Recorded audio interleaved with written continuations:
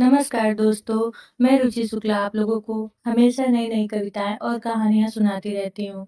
आज मैं आप लोगों के समक्ष मुंशी प्रेमचंद जी द्वारा रचित निर्मला उपन्यास को लेकर आई हूँ और उसे सुनाने जा रही हूँ। उसका पहला भाग मैं आज आप लोगों को सुनाती हूँ।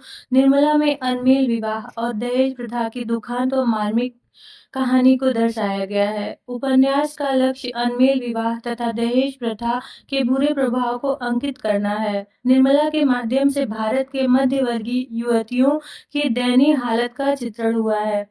दोस्तों, आप लोग इस कहानी को ध्यान से सुनिएगा और अपने मन में जो भी भाव उत्पन्न होगा उसको हमारे समक्ष जरूर प्रस्तुत करिएगा, ताकि मैं अगला भाग आप लोगों को जल्द से जल्द सुना सकूं। धन्यवाद। प्राणी थे। कोई ममेरा भाई था, कोई फुफेरा, कोई भांजा था, कोई भतीजा, लेकिन यहाँ हमें उनसे कोई प्रयोजन नहीं। वह अच्छे वकील थे, लक्ष्मी प्रसन्न थी और कुटुंब के दरिद्र प्राणियों को आश्रय देना ही उनका कर्तव्य था। हमारा संबंध तो केवल उनकी कन्याओं से है, जिनमें बड़ी का नाम निर्मला और छोटी का कृष्णा था। अभी कल तक दोनों साथ साथ गुड़िया खेलती थीं। निर्मला का 15वां साल था, कृष्णा का 10वां। फिर भी उनके स्वभाव में कोई विशेष अंतर न था। दोनों चंचल, खिलाड़िन और सैर तमाशे पर जान देती थीं। दोनों गुड़िया का धूमधाम से ब्याह करती थीं। सदा काम से जी चुराती थीं। माँ पुकारती रहती थी, पर दोनों कोठे पर छिपी बैठी रहती थीं कि न जाने किस काम से बुलाती होगी। दोनों अपने भाइयों से लड़ती थीं, नौकरों को डांटती थीं और बाजे की आवाज सुनते ही द्वार पर खड़ी हो जाती थीं। पर आज एकाएक एक ऐसी बात हो गई जिसने बड़ी को बड़ी और छोटी को छोटी बना दिया है। कृष्णा वही है, पर निर्मला गंभीर, एकांत प्रिय और लज्जाशील हो गई। इधर महीनों से बाबू उदय भानु लाल निर्मला के विवाह की बातचीत कर रहे थे। आज उनकी मेहनत ठिकाने लगी है। बाबू भालचंद्र सिन्हा के ज्येष्ठ पुत्र भुवन मोहन सिन्हा से बात पक्की हो गई है। वर के पिता ने कह दिया है कि आपकी खुशी को दहेज दें या ना दें, मुझे इसकी परवाह नहीं है। हाँ, बारात में जो लोग जाएं उनका आदर सत्कार अच्छी तरह होना चाहिए, जिसमें मेरी और आपकी जगहसाई ना हो। बाबू उदय भानु लाल थे तो वकील, पर संचय करना न जानते थे। दहेज उनके सामने कठिन समस्या थी। इसलिए जब वर के पिता ने स्वयं कह दिया कि मुझे दहेज की परवाह नहीं, तो मानो उन्हें आंखें मिल गईं। डरते थे न जाने किस किस के सामने हाथ फैलाना पड़े। 2-3 महाजनों को ठीक कर रखा था। उनका अनुमान था कि हाथ रोकने पर भी 20,000 से कम खर्च न होंगे। यह आश्वासन पाकर खुशी के मारे फूले न समाये। इसी सूचना ने अज्ञान बालिका को मुंह ढांपकर एक कोने में बिठा रखा है। उसके हृदय में एक विचित्र शंका समा गई है। रोम रोम में एक अज्ञात भय का संचार हो गया है। न जाने क्या होगा। उसके मन में वे उमंगे नहीं है जो युवतियों की आंखों में तिरछी चितवन बनकर, होठों पर मधुर हास्य बनकर और अंगों में आलस्य बनकर प्रकट होती हैं। नहीं, वहां अभिलाषाएं नहीं हैं। वहां केवल शंकाएं, चिंताएं और भीरु कल्पनाएं हैं। यौवन का अभी तक पूर्ण प्रकाश नहीं हुआ है। त्रिषा कुछ कुछ जानती है, कुछ कुछ नहीं जानती है। बहन को अच्छे अच्छे गहने मिलेंगे, द्वार पर बाजे बजेंगे, मेहमान आएंगे, नाच होगा, यह जानकर प्रसन्न है। और यह भी जानती है कि बहन सबके गले मिलकर रोएगी, यहाँ से रो धोकर विदा हो जाएगी। मैं अकेली रह जाऊंगी, यह जानकर दुखी है। पर यह नहीं जानती यह सब किस लिए हो रहा है। माताजी और पिताजी क्यों बहन को घर से निकालने को इतने उत्सुक हो रहे हैं। बहन ने तो किसी को कुछ नहीं कहा, किसी से लड़ाई नहीं की। क्या इसी तरह एक दिन मुझे भी ये लोग निकाल देंगे? मैं भी इसी तरह कोने में बैठकर रोऊंगी और किसी को मुझ पर दया ना आएगी। इसलिए वह भी भयभीत है। संध्या का समय था। निर्मला छत पर जाकर अकेली बैठी आकाश की ओर तृषित नेत्रों से ताक रही थी। ऐसा मन होता था कि पंख होते तो वो उड़ जाती और इन सारे झंझटों से छूट जाती। इस समय बहुधा दोनों बहनें कहीं सैर करने जाया करती थीं। बग्घी खाली न होती तो बगीचे में टहला करती। इसलिए कृष्णा उसे खोजती फिरती थी। जब कहीं न पाया तो छत पर आई और उसे देखते ही हंसकर बोली, तुम यहाँ आकर छिपी बैठी हो और मैं तुम्हें ढूंढती फिरती हूँ। चलो, बग्घी तैयार करा आई हूँ। निर्मला ने उदासीन भाव से कहा, तू जा, मैं नहीं जाऊंगी। कृष्णा, नहीं मेरी अच्छी दीदी, आज जरूर चलो। देखो कैसी ठंडी ठंडी हवा चल रही है। निर्मला, मेरा मन नहीं चाहता, तू चली जा। कृष्णा की आंखें डबडबा आईं। कांपती हुई आवाज से बोली, आज तुम क्यों नहीं चलती? मुझे क्यों नहीं बोलती? क्यों इधर उधर छिपी छिपी फिरती हो? मेरा जी अकेले बैठे बैठे घबराता है। तुम ना चलोगी तो मैं भी ना जाऊंगी, यही तुम्हारे पास बैठी रहूंगी। निर्मला, और जब मैं चली जाऊंगी तब क्या करेगी? तब किसके साथ खेलेगी? किसके साथ घूमने जाएगी? बता। कृष्णा, मैं भी तुम्हारे साथ चलूंगी, अकेले मुझसे यहाँ न रहा जाएगा। निर्मला मुस्कुराकर बोली, तुझे अम्मा ना जाने देगी। कृष्णा, तो मैं भी तुम्हें ना जाने दूंगी। अम्मा से कह क्यों नहीं देती कि ना जाऊंगी? निर्मला, कह तो रही हूँ, कोई सुनता है? कृष्णा, तो क्या ये घर तुम्हारा नहीं है?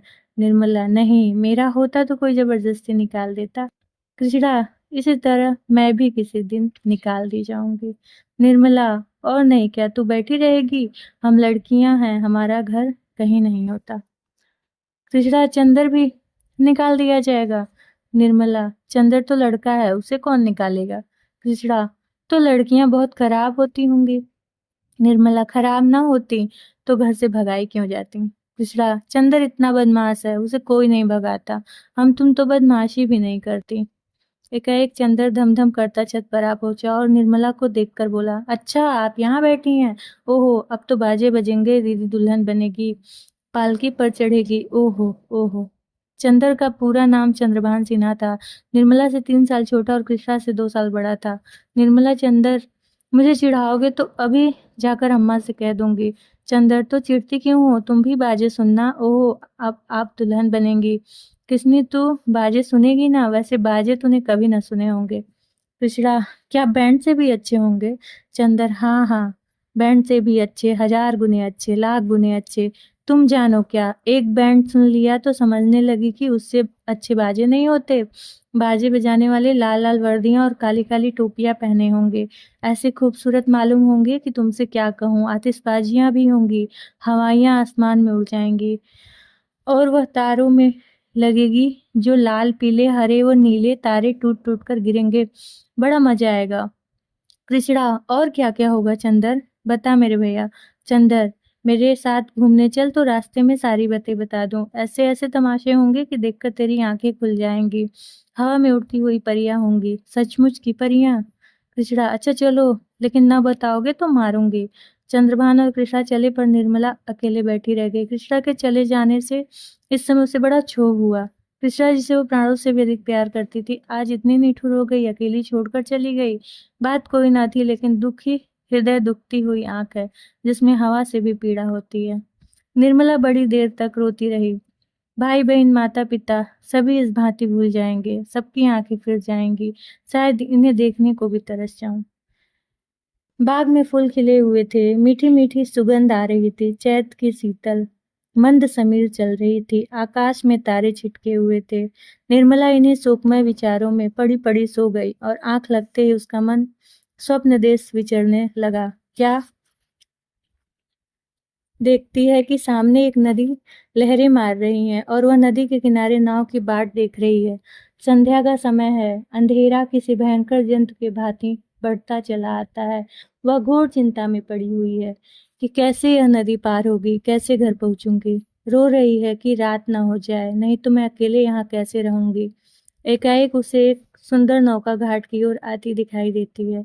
वह खुशी से उछल पड़ती है और ज्यों ही नाव घाट पर आती है, वह उसे उस पर चढ़ने के लिए बढ़ती है, पर ज्यों ही नाव के पटरे पर पैर रखना चाहती है, उसका मल्लाह बोल उठता है, तेरे लिए यहाँ जगह नहीं है। वह मल्लाह की खुशामद करती है, उसे पैरों पड़ती है, रोती है, लेकिन वह कहे जाता है, तेरे लिए यहाँ जगह नहीं है। एक क्षण में नाव खुल जाती है, वह चिल्ला चिल्ला कर रोने लगती है। नदी के निर्जन तट पर रात भर कैसे रहेगी, यह सोच वह नदी में कूदकर उस नाव को पकड़ना चाहती है कि इतने में कहीं से आवाज आती है, ठहरो ठहरो, नदी गहरी है, डूब जाओगी। वह नाव तुम्हारे लिए नहीं है, मैं आता हूँ, मेरी नाव पर बैठ जाओ, मैं उस पार पहुंचा दूंगा। वह भयभीत होकर इधर उधर देखती है कि यह आवाज कहाँ से आई। थोड़ी देर के बाद एक छोटी सी डोंगी आती दिखाई देती है, उसमें न पाल है, न पतवार, न मस्तूल। पेंदा फटा हुआ, तख्ते टूटे हुए, नाव में पानी भरा हुआ है और एक आदमी उसमें से पानी उलीच रहा है। यह तो टूटी है, यह कैसे पार लगेगी? मल्लाह कहता है, तुम्हारे लिए ही भेजी गई है, जाकर बैठ जाओ। वह एक क्षण सोचती है, इसमें बैठूं अंत में वह निश्चय करती है, बैठ जाऊं, यहाँ अकेली पड़ी रहने से नाव में बैठ जाना फिर भी अच्छा है। किसी भयंकर जंतु के पेट में जाने से तो यह अच्छा है कि मैं नदी में डूब जाऊं।